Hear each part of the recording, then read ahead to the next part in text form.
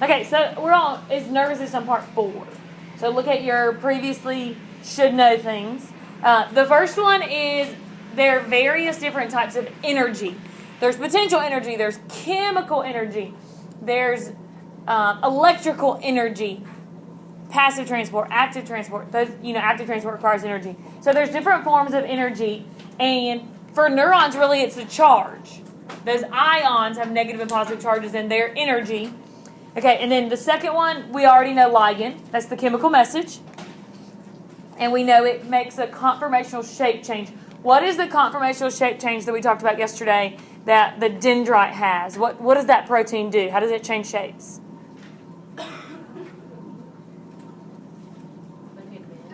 It opens. That's the conformational shape change. The channel opens, right? Okay, and then the third one, it says, in the signal transduction pathway, the stimulus is converted and amplified. Okay, signal transduction pathway. 3 steps. Go. Good. Reception, ligand binds, change shape. Transduction, the message is changed. Response, there's a cellular response. But then it says, is converted and amplified. What does amplified mean? Like stronger. The message is increased, right? More molecules were made. It was like, what was that word on the last test that was like several steps of amplification? Kinase, right? Cascade kinase. Okay. So seems like we already know those things. Okay. So a sensation. Let's look at this. A sensation is the term that refers to an action potential that is reached by the brain and sensed. So you know that already. Like a sensation is when you feel something or hear something or see something. So that's when the action potential it reaches the brain. And then perception is how you perceive it. I heard a noise. Oh, that was a dog bark. So perception is how you perceive it. It says the integration of it. What were the 3 components of the nervous system from that part 1? Yeah. So there was sensory, integration, and motor output. 3 components that your nervous system can do. So the way we perceive it is the integration. Women, I feel like we perceive things differently than men. We read between the lines when there are no lines. Anybody else do that? It's like I read between the lines and under the lines and over the lines, and we analyze and play conversations over and over in our head. And men don't do that. Do they, Ben? Do boys do that? No. It's like what they say, they mean. What they heard. Their minds are just much more simple. It seems like. Okay, so it says, on sensory receptor, detection of a stimulus by sensory receptors. And then it says dendrites of special neurons. So the sensory receptors on the ends of my fingers. If you look at this picture right here, the sensory receptor, it looks like this one does cold. So whether something is warmer than something else is by dendrites. Okay, light touch is right here, it shows you. So a light touch versus a strong touch. So different dendrites receive different stimuli. And by receiving stimuli, what I mean is that the message is received, like the touch is received, and that first neuron is depolarized.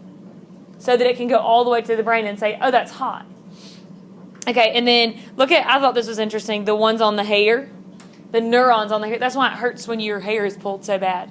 Or think about, hold your arm out and just barely touch your hair. It kind of tickles. So you can feel that, though. Do y'all feel it? Okay. It says a receptor, so the receptor on the end of my finger on A, threshold potential is achieved. So if you feel something, then a threshold was achieved, and the message was sent to your brain. So what is threshold? The point of no return, that negative 55. It's not going to go faster or slower. It's just going to go. The nerve impulse is going to travel. And then it says summation leads to the threshold causing depolarization. What is summation? The adding together of the nerve impulse in the dendrites. Okay, amplification can occur on the way to the central nervous system. So it's like it picks up molecules. The signal picks up and is amplified. It doesn't go any faster. Nothing like that. So what's the point of it? To make it stronger. So Like you can perceive it. pain, Yeah, so you can perceive it. Okay, and then integration, it says by the central nervous system into perception. And one thing I thought was neat, it said sensory adaptation. That's where your body gets used to the senses. So like women, we wear earrings, but like we don't feel them after the first second we put them on. They're just there all day. People who wear glasses, you don't feel those glasses all day long. They're just there. Your body they're still there, and you could still feel them if you think about it. But what happens is you get used to it. So it says a decrease in a continuous stimulation. You're closed right now. Now you feel them because I said something. But before you weren't feeling your clothes, right? There was you got used to the stimulation, the air conditioner. But now that fish tank, I hear, don't y'all? I feel like it's too loud sometimes. One time, a lady at my church got a cochlear implant, and she would have to go on. She lived in Gadsden, but she had to go on Tuesday and Thursday nights to UAB, and she would go on Tuesdays for hearing therapy. So they would start the air conditioner and say, okay, that's what the air conditioner sounds like when it cuts on. That noise is a bird chirping. That noise is a train going. So all the things that we have heard our whole lives and we know and identify, she had never been able to hear. So she had to go to therapy to learn what the sounds were. And then on Thursday night, she had to go to therapy to learn to speak and hear, because her whole life she had been reading lips. And it sounded different when she could actually hear it. It sounded different than she felt like. Because people who can't hear speak differently than we do. Have you ever heard somebody like that? So, when they get, like, the implant, does it, like, because they don't hear just, like, the same as we would they? Like, it's not going to be, like, as good as we would. No, it's not. I don't think it's as good as... But I think they can feel the vibrations and hear it, though. I just always wondered, like, if they actually, like, heard. Yeah, I think they do. I know that there's, like, a volume on the cochlear implant, so they can turn it down or turn it up. Because when she first got hers, she would have really bad headaches. Mm-hmm. Because, like, the water and the air conditioner, like, she heard everything, like, so loud. And she would have headaches. So, I know they turned hers down. But she actually ended up getting hers taken out. She didn't like them. Because she had such bad headaches from all the sounds. She had 3 small kids, and I think she didn't have the time to devote to if training. You're used to that, then it's like, you could hear. But like if you're used to like not hearing, then it's not as big of a deal. That's what I think too. Okay, so this picture just shows you. There's nothing in your notes about this, but it just shows you the different parts of the brain. And hearing, which is what we're talking about today, is in the temporal lobe, where seeing is in the visual cortex and the frontal. The vision is in both. So there's different parts of the brain that control different things. The neurons travel to different parts of the brain, the perception of different parts. So I just thought that was a neat picture. Okay, types of receptors. I'm going to go back to this one real quick. There's interoceptors, which would be like things that we don't control. And then there's external receptors, which are on the external. So interoceptors are internal, like pressure and balance. And then there's external receptors, and that's really the ones we're going to focus on. So the first one, it says Meccanica Receptors. I just told you a minute ago out in the hall where those were. Meccanica Receptors are bending or stretching of membrane, so hearing, right in hearing, beside Meccanica Receptors, and touch. Hearing and touch on Meccanica Receptors.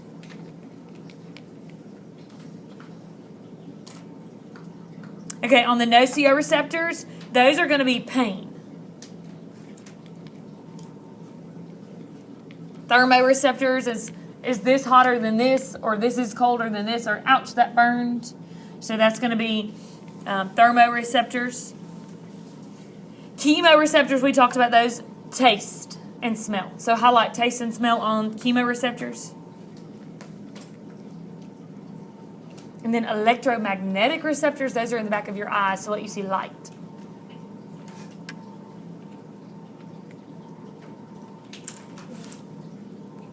Okay, so you want to be able to identify those words. Like chemoreceptors, you want to know that's smell and taste.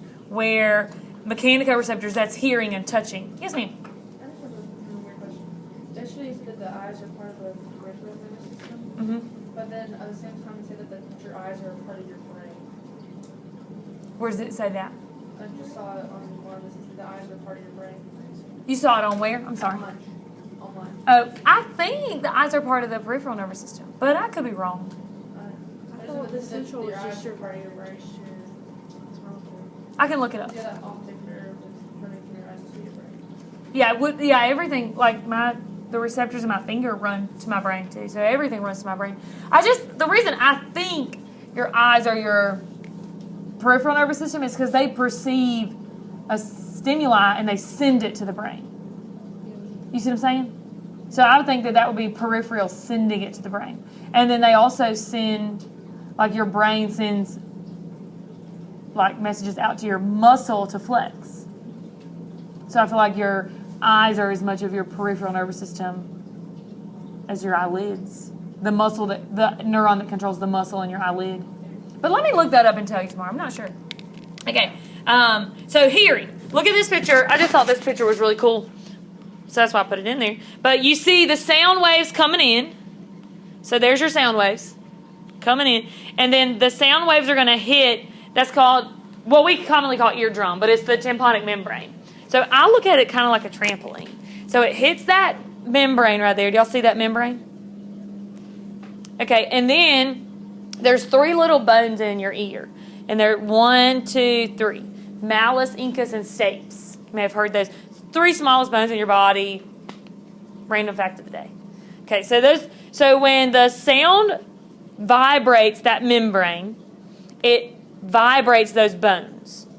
So now we're all vibrating. It's moving.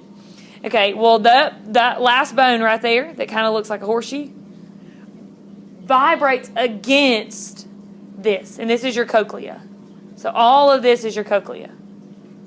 You see how it vibrates against that? Well, inside that, the cochlea, is paralymph fluid. And just like when you drop something in the water, it ripples. So when that bone vibrates on that cochlea membrane with the water in it, the water inside it, or the fluid inside it, vibrates. So the hairs inside there bend, and that's going to send the message right there through your auditory nerve to your brain.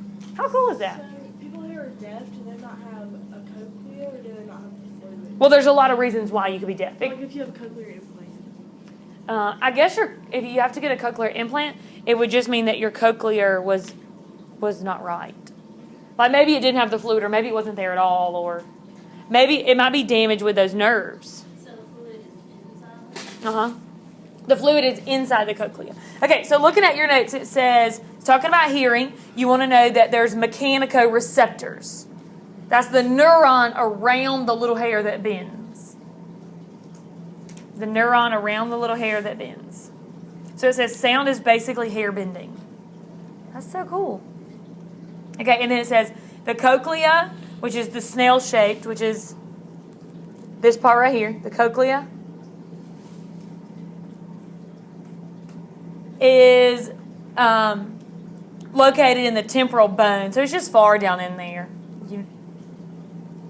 Okay, and it's got know that word paralymph. P-E-R-I means around. Lymph just means fluid. The fluid is used to make the ripples.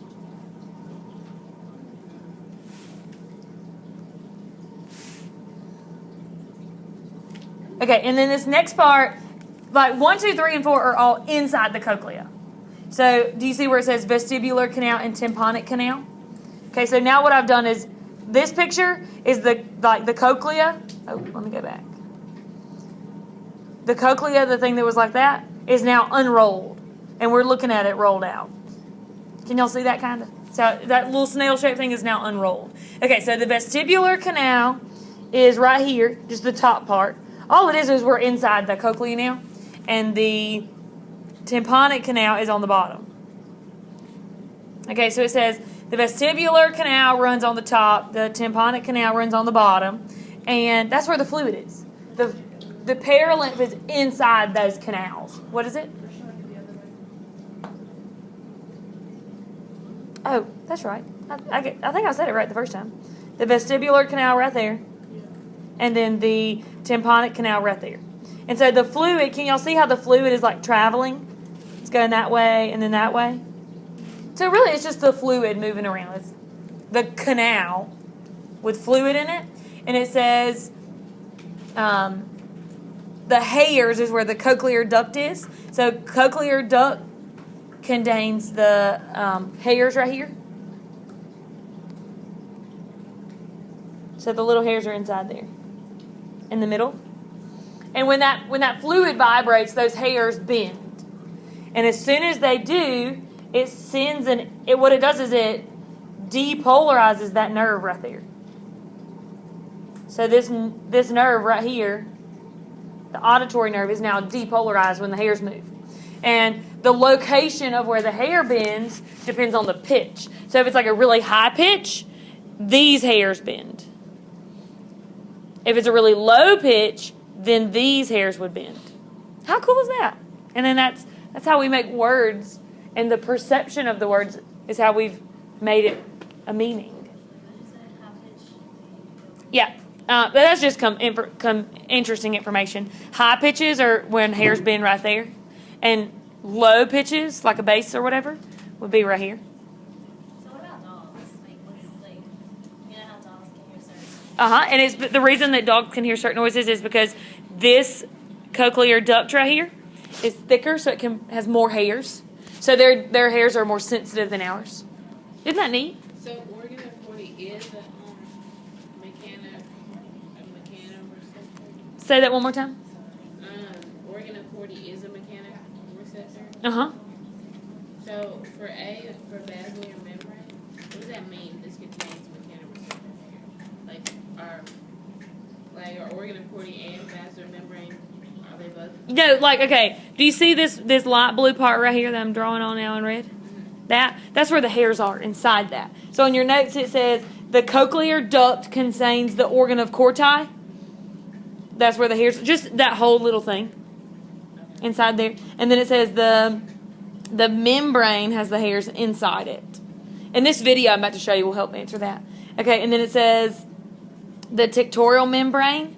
This bends the hair as the ripples pass over the top. Okay, but C is the whole most important part. Hairs bend, causing depolarization in the membranes of the auditory nerve to create an action potential. So you want to know that part. Hairs bend, right here, these little hairs bend, causing depolarization and action potential to the brain.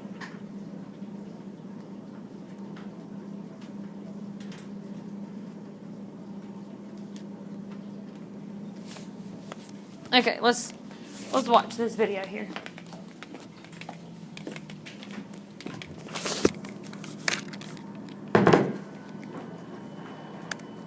Responsible for translating variations in air pressure, whether from speech, music, or other sources, into the neural activity necessary for our perception and interpretation of sound.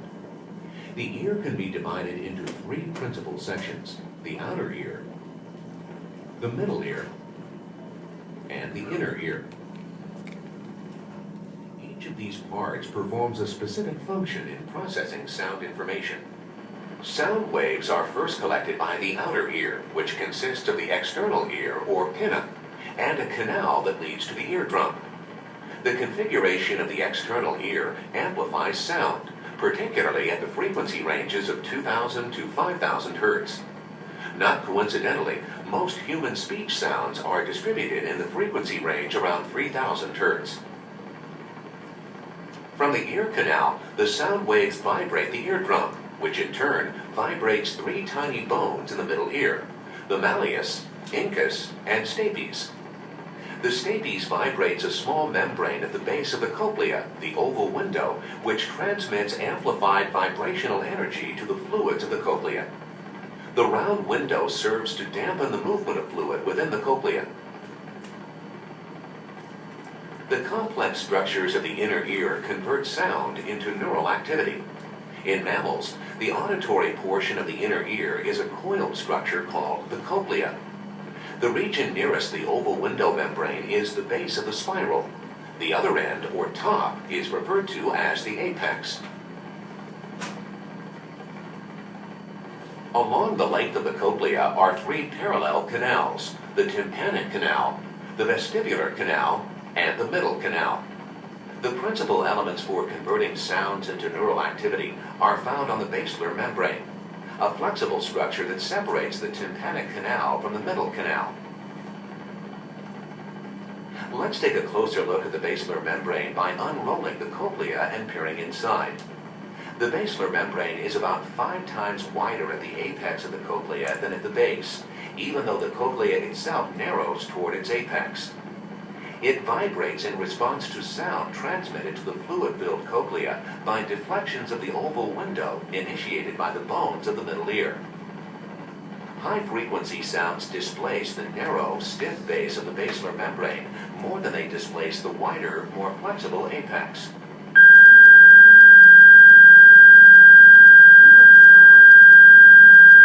Mid-frequency sound maximally displace the middle of the basilar membrane.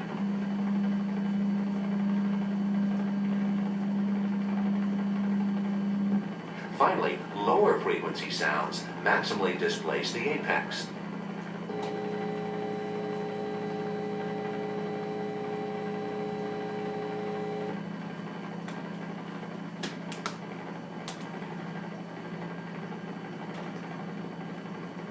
Within the middle canal and atop the basilar membrane is the organ of Corti, the collective term for all the elements involved in the transduction of sounds.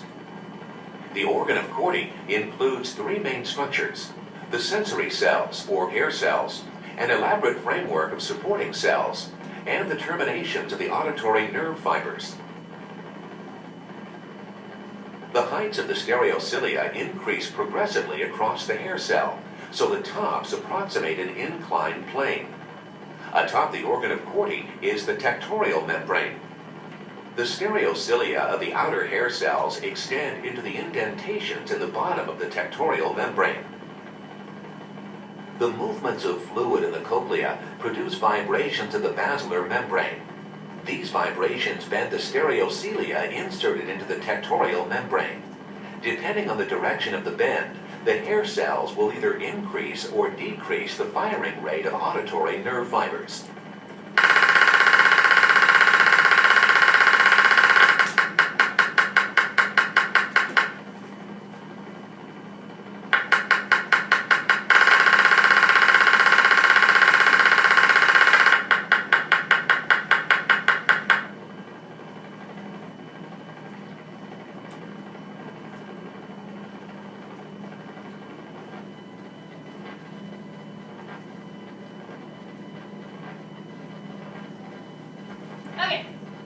Well, the reason really high pitched sounds would hurt is because the activity was like over and over and over and over, and it's right there by your brain. So it hurt. Okay, and that's just showing you the cochlear duct, like a halfway portion of it, so cut that way. Okay, so balance, you have in your ears these 3 circles, and you saw them in the other pictures too, but these 3 circles on the outside of the cochlea. Okay, so if you're looking at balance, there's that parallel fluid in those 2, and it's almost like, the way I like to think about it, y'all know a level that you put on top of a picture frame, and it has the little bubble that moves and tells you something's level. Well, it's kind of like that inside your ears. You have that fluid, and so if you're standing upright, the fluid is where it's supposed to be. And then if you're to the side, the fluid is like leaned over to the side, so it allows your brain to know that you're not standing up straight anymore. Like an equilibrium problem? Yeah, she can't. She has to, like, when we go outside, whatever it's called, it's messed up.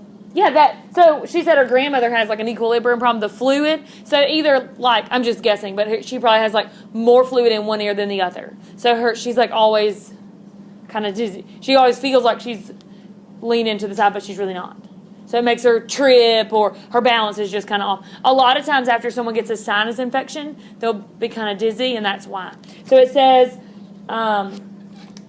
sensation of balance and motion are accomplished by, again, the Meccanica Receptors. And then those are semicircular canals right there. So these are the semicircular canals. And if you'll just think about it, that fluid allows you to know whether you're standing upright. You know that. Like if you're on a ramp, like in the dentist chair, and they tilt you backwards, it's like you can, even though you hear the sound of the chair moving, you can tell that your body's laying down or sitting up. It just feels that way. Okay, so that's because of that fluid. And the thing you want to know there is that it's the Meccanica Receptors in the fluid. Okay, so flip your notes over. On the back it says, again, the movement of the paralimbs and the cupula bends the embedded hairs, causing depolarization. So the cupula is in the inside there, right here. The cupula bends, and it causes the hairs to depolarize, and that's on the inside. Okay, taste. We talked about this a little bit already. The chemicals are received. So it says taste is the chemoreceptors in the nose or in the mouth. And one thing I thought was interesting, it said that taste is actually 80% smell. That's why when your nose is stopped up, you can't smell. No, when your nose is stopped up, you obviously can't smell, but your food doesn't taste as much. So when your nose is topped up, you don't taste as much food. But you want to know taste, smell are chemoreceptors. So it shows here see the little chemicals and going in the taste buds? And then right there, those are your neurons. Right there. Getting depolarized by that chemical. Okay, and then this last part I just thought was kind of interesting. Fish, they have a lateral line. Oh, there's the smell. Same thing. Them dendrites in your nose. Okay, so fish, they have this lateral line that allows them to feel vibrations all up and down their body. So that's how fish hear, because of that lateral line. Okay, and then this one I thought was probably the most interesting. The insects have hairs on their arms, and the hairs depolarize, just like our hairs in our ears, but that allows insects to taste and feel air currents with those little hairs. Is that not the coolest thing ever? It's disgusting, yeah, I guess so. And then frogs, their tympanum, so their eardrum, is on the outside. Imagine how bad that would hurt. How sensitive that would be. Questions? All right, put your notes away. Get out your math quiz. We'll do it on the back of the math quiz. Ooh, we got to work fast.